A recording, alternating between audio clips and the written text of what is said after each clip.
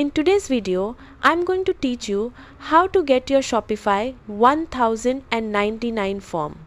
If you run a Shopify store in the United States, your 1099 tax form is an important document used for filing your taxes and reporting business income.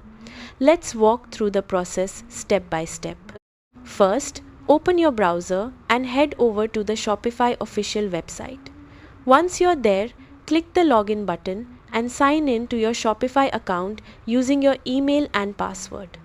After logging in, you'll arrive at your Shopify admin dashboard. From the left-hand menu, navigate to Finances or Analytics depending on your Shopify setup and account type. If you use Shopify Payments, your tax documents are usually connected directly to your payouts and payment reporting section. Next, look for a section labeled Documents, Tax Documents, or Payout Reports. Shopify may display available tax forms, including your 1099K, if your account qualifies for one based on IRS reporting thresholds. Click on the available 1099 form to open it. You'll typically have the option to either view, download, or print the document directly from your dashboard. If your form is downloadable, click Download PDF or Export to save a copy securely to your computer. Keeping both digital and printed copies is always a smart idea for tax filing and record keeping purposes. It's important to understand that Shopify itself usually provides a 1099K specifically for merchants using Shopify Payments.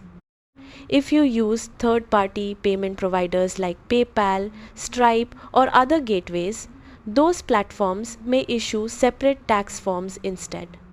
If you cannot find your 1099 form, double-check the following.